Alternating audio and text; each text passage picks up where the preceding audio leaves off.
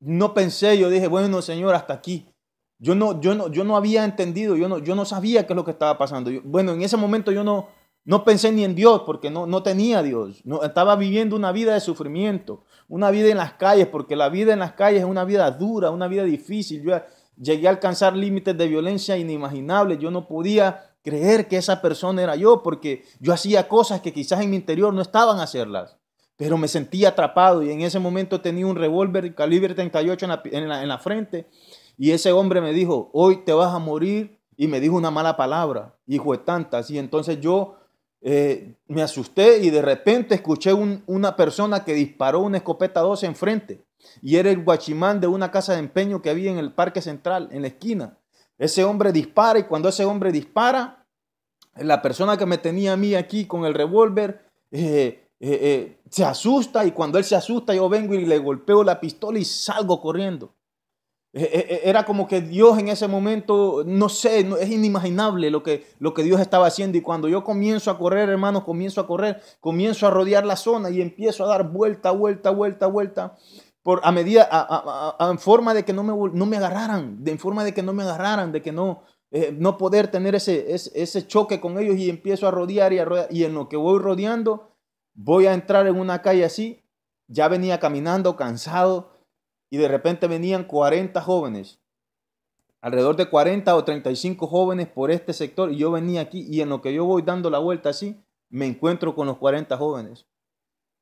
Fue algo tan tremendo, tan difícil de explicar lo que pasó en ese momento porque cuando yo doy la vuelta así, había un lugar que se llamaba Casablanca, ahí en San Isidro, que había una discoteca. Cuando yo doblo así, voy dando la vuelta, ellos venían 40 de la pandilla que me andaban buscando.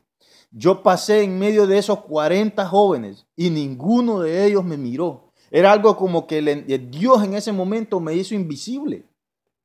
Y cuando paso en medio de ellos, yo voy alrededor ya caminando como una cuadra o 2 cuadras y ellos se quedan atrás. Vienen los jóvenes que me vienen siguiendo y comienzan y le gritan, hey, aquel es uno de los que andamos siguiendo. Y cuando yo volteo hacia atrás y escucho, yo miro que empiezan a correr atrás de mí alrededor de 45 jóvenes con armas, dispuestos a matarme. Y miren, empiezo a correr, empiezo a saltar muros, yo ando mis pies llenos de golpes, ando mis pies llenos por todos los muros, me metí a las casas, los perros me mordían los pies y era algo tan tremendo, tan grande, tan fuerte, porque la verdad yo no estaba viviendo en un mundo que para ustedes quizás que lo están escuchando era un mundo de ficción por todo lo que yo he vivido, pero era un mundo de las pandillas.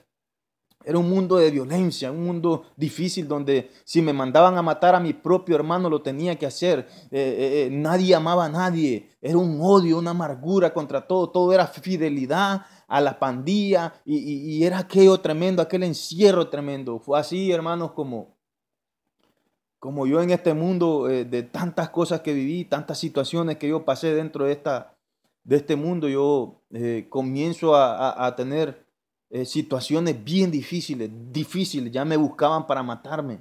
Yo llegaba a estar encerrado en mi casa hasta 7 días, no salía, hacía algo y me escondía, salía por las madrugadas y sentía como pasos de la muerte tras de mí. Yo una mañana, a las 4 de la mañana, cansado de la persecución, mi cuerpo deteriorado porque comencé vendiendo droga y después comencé consumiéndola. Después mi cuerpo comencé a andar en la piedra. La misma Mara me quería matar porque ya yo andaba en piedra. Ellos me buscaban en la madrugada y yo los podía ver a ellos porque yo estaba escondido y ellos andaban ahí merodeando y yo los miraba a ellos y ellos no me miraban a mí. Habían homies que mataban a los mismos pandilleros, a la misma sed de matar. Habían personas ahí dentro de la pandilla que mandaban a matar a los mismos pandilleros y fue así como yo miraba las personas que me buscaban para matarme y ellos no me podían ver a mí. Era tremendo aquella situación, era bien difícil y yo estaba deteriorado. La pandilla me dijo, te vamos a matar porque andas usando piedra. Ya me habían golpeado unos homies que eran de San Pedro Sula, vinieron y me dieron con cuartones en la cabeza, me golpearon, me tiraron al suelo, me dijeron, homie, mire, y la próxima vez que nosotros lo miremos así, lo vamos a matar. porque usted anda en piedra y anda haciendo, ¿me entiende? Cosas malas de que la pandilla va, no lo permite.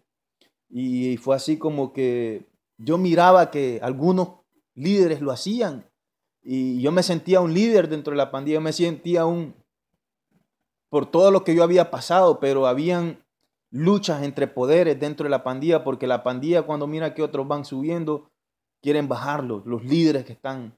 Y creo que en ese momento yo me sentí perseguido, sentí que mi vida ya no tenía sentido y en ese momento, eh, una mañana a las 4 de la mañana, cansado de persecución, había bebido 3 días porque pasaba en los burdeles, me crecí en burdeles, todas las noches tenía una mujer diferente, era en la promiscuidad, andaba con sexo, con mujeres, etcétera, etcétera. Fui abusado sexualmente también por una persona que cuando yo estaba un niño, cuando yo era un niño, yo soñaba con jugar fútbol porque esa fue mi pasión. Y una persona, dueño de medios de comunicación de Puerto Cortés, empezó a promoverme, empezó a ayudarme, empezó a darme tacos y yo con la ilusión de que esta persona me quería ayudar, lo que más bien hizo fue tocar mis partes íntimas, era una persona que estaba metida en la homosexualidad, un hombre de medios de comunicación muy conocido en Puerto Cortés. Y fue así como esa persona abusó prácticamente de mí, me tocó y todo, y era tremenda aquella situación, era difícil, habían tantas cosas en mi mente, en mi corazón, en mi vida, yo me sentía perseguido, estaba esa mañana que yo llego a mi casa, estaba cansado de todo eso, cansado de la droga, cansado de las mujeres, de las prostitutas, cansado de tantas cosas. Y yo dije, yo le grité a Dios a las 4 de la mañana, le grité a Dios, yo había escuchado que había un Dios, pero nadie me predicaba porque la gente me tenía miedo. Y yo había escuchado de que había un Dios y yo le grité a Dios porque la última opción que yo tenía era Dios. Y yo le grité a Dios, Dios mío, le dije yo, si tú existes, si tú eres real, sácame de este lugar. Sácame de esta basura porque yo me levanté con la cara deteriorada, me miré al espejo, mi nariz estaba rota de tanta cocaína que me había metido, la almohada donde yo estaba empapada de sangre, eso fue lo que me levantó y me miré al espejo y dije, Dios mío, esto ya no puede seguir, o sea, fue algo tremendo, fue como que en ese momento yo toqué fondo, pegué contra algo y le grité a Dios y le dije, Dios, si tú existes, sácame de este lugar. Y yo te voy a servir a ti, yo te voy a servir, yo te voy a entregar mi vida. A la semana de esa oración, el Dios me contestó y envió a mi tía de Atlanta, Georgia, a la casa donde yo estaba viviendo con los homies. Habíamos 5 homies ahí que andábamos huyendo. Y cuando ella llega con un apóstol que se llama Carlos Luis Vargas, llega un misionero que se llama eh, un venezolano, César Ramírez, y llega Ever Ponce, gente de Tegucigalpa, misioneros, y en ese momento llega el apóstol y me dice, venimos de parte de tu mamá, queremos llevarte a un centro de rehabilitación. Y yo dije, esto es Dios. Nosotros cuando tocan la puerta estábamos con las armas y todo, y entonces cuando alguien toca la puerta yo digo, hey, ¿quién es? Y dice mi tía, Isaac, soy yo tu tía. ¿Cuál tía? Le digo, yo no tengo tía. No, me dice, soy yo tu tía que vengo de Georgia, me dice, tu mamá me mandó donde vos, me dice, porque quiere que vos cambies tu vida. Y en ese momento abrimos la puerta y esa gente entró y nos abrazó, y cuando el apóstol me abraza a mí, empecé a sentir algo extraño porque yo nunca había sentido el cariño, nunca había sentido el amor, y fue así como el Señor comienza a tocar mi vida. En ese momento recibo a Cristo y le digo, Señor, si tú puedes cambiarme, si tú puedes transformar mi vida, ayúdame, sácame de este lugar. Yo ya no quiero estar en este lugar porque aunque uno está haciendo lo malo en la pandilla, es un mundo duro, un mundo de sufrimiento, un mundo de destrucción. Y en ese momento le entrego mi vida al Señor. La primera vez Fue algo maravilloso. Comienzo un proceso de cambio. Me ingresan en el proyecto Victoria. Llego con una camisa en mi espalda, un par de chancletas y un short. No tenía nada. No tenía Biblia, no tenía ropa, no tenía nada, pero tenía un corazón con el deseo de cambiar, de buscar una vida diferente. Porque la vida en las calles es dura, mi gente, es duro. Por 2 meses viví con mi mente soñando, soñando como las cosas que había hecho, la gente, mi hijo, mis hermanos muertos, todos los que habían matado y ahí comienza un proceso de rehabilitación, de transformación en mi vida. No ha sido fácil. A los 4 años de estar en el proceso de rehabilitación, de cambio, yo comienzo a trabajar con jóvenes en mi país. Por 12, 13 años trabajo con jóvenes y niños de la calle allá. Dios me ha dado la oportunidad de rescatar a muchos jóvenes, de hablarle a muchos jóvenes a nivel mundial. Hemos viajado a las naciones. Lamentablemente las oportunidades, los pocos espacios que hay de reinserción en Honduras, pues eh, no han permitido que los jóvenes se reintegren. Muchos de ellos los han matado. Hace poco mataron a Marvin, el Brook, mataron a Johan, varias gente. Hemos ido a las cárceles, aún estando en las cárceles, estando en este camino, hemos pasado dificultades. A los 4 años de estar en el proceso, a mí me disparan. Yo ni en el mundo me habían disparado, pero estando en Cristo, estaba pasando una situación difícil dentro de mi proceso. Estaba un poco frío y me disparan. Me dan un disparo en el área, en la espalda.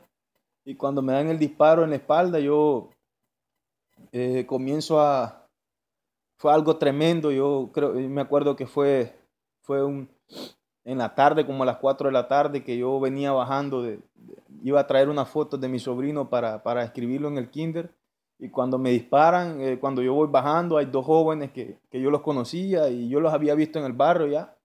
Y de repente, pues ellos empezó un conflicto. Yo hasta el día de hoy, pues no sé, hay tantas hipótesis y cosas que se dicen, pero fue casi en el tiempo del golpe de Estado en Honduras y cuando eso ocurre, este muchacho viene y me confronta y yo le digo, oye muchacho, le digo, ¿qué pasó? Le digo, hey, ¿qué onda? ¿Cómo está la cosa? Y me dice, ¿cómo que qué onda? Me dice, y cuando yo miro que se saca la pistola, yo vengo y lo agarro. Y cuando yo la agarro, le digo, oye, loco, tranquilízate, no te metas a rollo. Y entonces comenzamos a pelear, viene y me pega una patada aquí. Y en lo que me pega una patada, yo me desbalanceo. Viene el otro muchacho que estaba con él, agarra la pistola y me disparan por la espalda. Y cuando me disparan en la espalda, yo solo me miré el pecho y miré que me estaba saliendo el humo aquí en el pecho. Y comienzo a correr, pero en ese momento sentí una presencia del enemigo, sentí como que miré como una sensación de una nube de demonios que venían tras de mí y empiezo a correr. Yo tenía un problema en la rodilla, yo no podía correr, no podía, pero en ese momento comienzo a correr y siento como que la mano de Dios, como que yo voy volando, como que yo voy volando y aquella persona disparándome por la espalda, disparándome, disparándome.